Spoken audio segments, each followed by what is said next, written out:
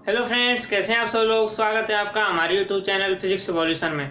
तो दोस्तों, हमारी चल रही थी कलीजन सीरीज। हम उसमें बात कर चुके थे प्रत्यास्थ टक्कर के लिए, और पिछले लेक्चर में हमने बात की थी अप्रत्यास्थ टक्कर के लिए। वो भी कैसी है अप्रत्यास्थ टक्कर, प्रत्यक्ष यानी कि हेड ऑन इनइलास्टिक कलीजन। तो आज हम बात करने वाले हैं इनइलास्टिक कलीजन की ही, लेकिन उसमें बात करने वाले हैं प्रत्यक्ष के लिए यानी कि हेड ऑन के लिए। पूर्णतः अप्रत्यास्थ टक्कर के लिए बात करने वाले हैं। तो इसमें मैंने आपको बताया था कि पूर्णतः इनइलास्टिक कलीजन होगी तो उसमें जो पिंड होते हैं वो आपस में संयुक्त हो जाते हैं, यानी कि ये कोई भी दो पिंड हैं M1 व M2, ये दोनों अगर कलीजन करेंगे तो ये आपस में कलीजन करने के बाद दोनों आपस में जुड़ जाते हैं, यानी कि इन दोनों का कोई भी मास हो जाता है M1 प्लस M2, और ये एक ही वेग से गति करते हैं। वो कैसा होता है, V संयुक्त होता है, यानी कि संयुक्त रूप से इनकी कोई वेलोसिटी आ जाती है। तो ये होती है इनइलास्टिक कलीजन। वो भी कैसी, पूर्णतः इनइलास्टिक, यानी कि पूर्णतः अप्रत्यास्थ टक्कर के लिए दोनों जो पिंड हैं वो आपस में क्या हो जाते हैं, जुड़ जाते हैं, और जुड़ने के बाद एक ही वेग से गति करते हैं। तो ये होती है पूर्णतः अप्रत्यास्थ टक्कर। तो देखते हैं पूर्णतः अप्रत्यास्थ टक्कर में क्या क्या होता है।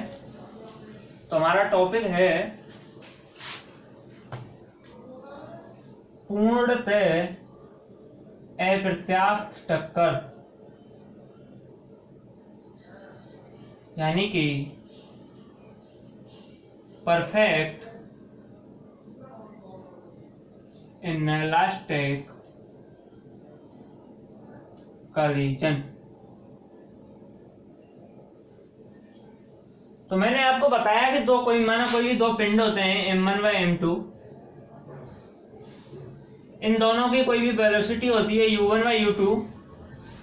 ये जब दोनों आपस में टक्कर करते हैं तो टक्कर करने के बाद ये दोनों जुड़ जाएंगे, और यहाँ पर इनका कोई एक वेलोसिटी आ जाती है, वो उसे हम नाम दे देते हैं V संयुक्त। तो ये बात हो गई यहाँ पर कि भाई दो कोई भी पिंड है वो आपस में टक्करने के बाद जुड़ जाएंगे। ये टक्कर से पूर्व की कहानी है, ये टक्कर के पश्चात की कहानी है। तो आगे बात करें हम, अब मान लेते हैं ये कोई भी दो पिंड हो सकता है, ये आपस में ऐसे आ रहे हो, यानी कि आमने सामने से आ रहे हो, या हो सकता है कोई भी एक पिंड आगे जा रहा हो, उसके पीछे से कोई भी दूसरा पिंड आ रहा है और वो उसको आके हिट कर रहा है, यानी कि कलीजनाइज हो रहा है, यानी कि टक्कर कर रहा है। तो क्या होता है, पहला कंडीशन देखें, माना पिंड एक ही दिशा में गतिमान हो,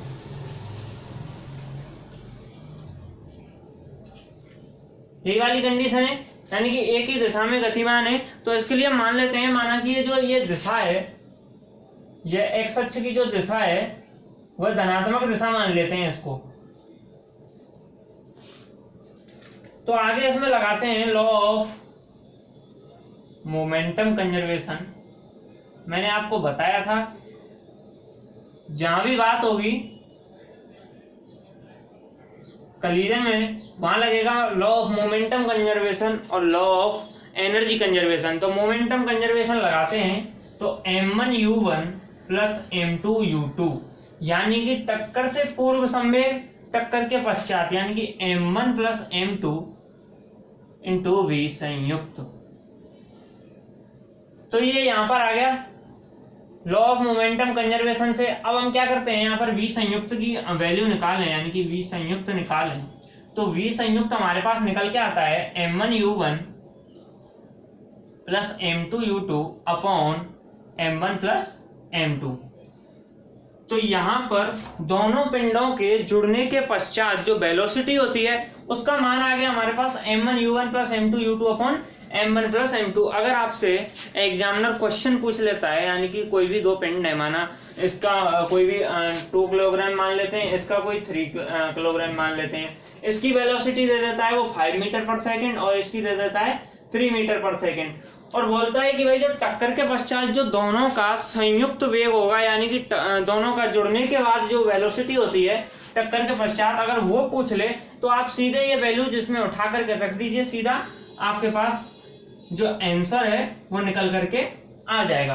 तो यहाँ पर ये V संयुक्त की बात आ जाती है। अब वही बात आती है कि भाई यहाँ जो एनर्जी लॉस होता है, मैंने बताया था अप्रत्यास्थ टक्कर में एनर्जी लॉस होता है, जबकि प्रत्यास्थ टक्कर में कोई भी एनर्जी लॉस नहीं होता है। जैसा कि हमने निकाल के भी बताया था, वहां पर जो एनर्जी काइनेटिक एनर्जी पूर्व में होती है वह होती है काइनेटिक एनर्जी पश्चात। ये ध्यान रखने वाली बात है कि जो इलास्टिक कलीजन होती है प्रत्यास्थ टक्कर, उसमें वहां पर कोई भी काइनेटिक एनर्जी या एनर्जी का कोई भी लॉस नहीं होता है, जबकि इनइलास्टिक यानी कि अप्रत्यास्थ टक्कर में एनर्जी लॉस होता है। तो वह एनर्जी लॉस क्या होता है उसके लिए हम बात करें, देखते हैं।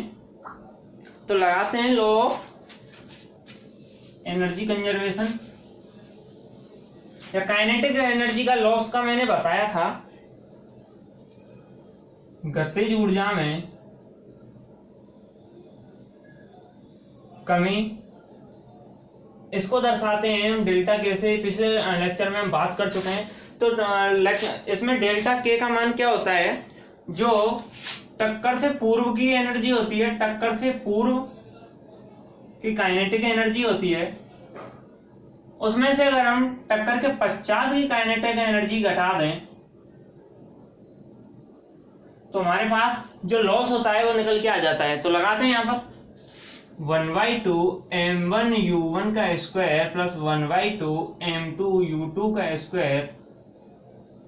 टक्कर के पश्चात लगाते हैं, सॉरी माइनस, यहाँ पर ये माइनस आएगा, ये एनर्जी में लॉस माइनस, यहाँ पर ये आएगा 1/2 m1 plus m2 to v संयुक्त का होल स्क्वायर। अगर हम इसको आगे फर्दर सॉल्व करें तो हमारे पास जो निकल के आता है, जो काइनेटिक एनर्जी में लॉस निकल के आता है, वो आता है 1/2 m1 m2 अपॉन बड़ा लिखते हैं, छोटा है ज्यादा, m1 m2 upon m1 plus m2 into u1 minus u2 का होल स्क्वायर। नोट कर लेंगे, ये जो काइनेटिक एनर्जी में लॉस निकल के आता है वो 1/2 m1 m2 upon m1 plus m2 into u1 minus u2 का होल स्क्वायर, यानी कि काइनेटिक एनर्जी में लॉस यहाँ से निकल के आ जाता है। अगर वो पूछ लेता है कि भाई काइनेटिक एनर्जी में लॉस, काइनेटिक एनर्जी में जो लॉस होता है वो क्या होता है, तो यहाँ से सीधे इस फॉर्मूले को लगा देंगे। अब बात करते हैं, ये बात हो गई अगर दोनों पिंड एक ही दिशा में गतिमान है। अब हमारी बात होती है कि भाई दोनों विपरीत दिशा में हो। कैसे, यानी कि ये कोई भी m1 पिंड है, ये u1 वेग से जा रहा है इस दिशा में, यानी कि धनात्मक x अक्ष दिशा में, और दूसरा पिंड है ये इसके बिल्कुल विपरीत आ रहा है इस दिशा में, वो भी u2 वेग से।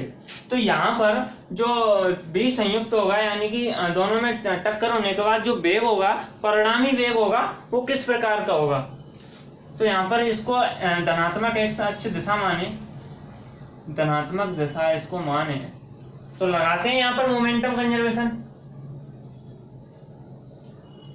तो मोमेंटम कंजर्वेशन लगाने पर लगाइए m1u1 प्लस m2। अब यहाँ पर जो ये u2 का मान है, यानी कि ये ऋणात्मक होगा, क्योंकि ये इसके विपरीत दिशा में जा रहा है। ये धनात्मक ऐसा दिशा मानी हमने, तो ये इसके विपरीत आ रहा है, तो यहाँ पर u2 की वैल्यू नेगेटिव होगी। यहाँ से is equal to m1 plus m2। ये टक्कर करने के बाद किसी परिणामी वेग v संयुक्त से गति करेंगे, तो ये इनका टक्कर से पूर्व तथा ये टक्कर के पश्चात का संवेग हो गया। आगे इसको फर्दर सॉल्व करें तो हमारे पास आता है m1u1 minus m2u2 equal to m1 plus m2 into v संयुक्त। इसी प्रकार हम आगे v संयुक्त की वैल्यू निकालें तो अपने पास जो v संयुक्त होता है तो वो हमारे पास आता है m1u1 minus m2u2 upon m1 plus m2। तो यहाँ पर हमारे पास ये v संयुक्त की वैल्यू निकल के आ जाती है। अब इसमें बात होती है कि भाई टक्कर करने के बाद कि भाई जो दिशा होगी पिंडों की वो किस दिशा में होगी, कि भाई जो m2 जिस दिशा में जा रहा है उस दिशा में इसकी गति होगी, या m1 जिस दिशा में जा रहा है ये उस दिशा में टक्कर के बाद होंगे। तो इसके लिए हम बात करें पहला केस कि मान लो U1 ज्यादा है U2 से, U1 अगर U2 से ज्यादा होगा तो यहाँ पर जो बीज संयुक्त की वैल्यू आएगी वो पॉजिटिव आएगी। कैसी आएगी? पॉजिटिव, यानी कि धनात्मक दिशा में गति करेगा, यानी कि जो M1 की दिशा होगी वह उसी दिशा में गति करेगा। अगर वहीं अगर दूसरी बात करें कि U2 ज्यादा हो गया U1 से, तो जो बीज संयुक्त होगा वो हमारे पास निकल के आएगा नेगेटिव, यानी कि इसका ऋणात्मक मान प्राप्त होगा। तो इससे क्या पता चलता है कि M1 की विपरीत दिशा में गति करेगा।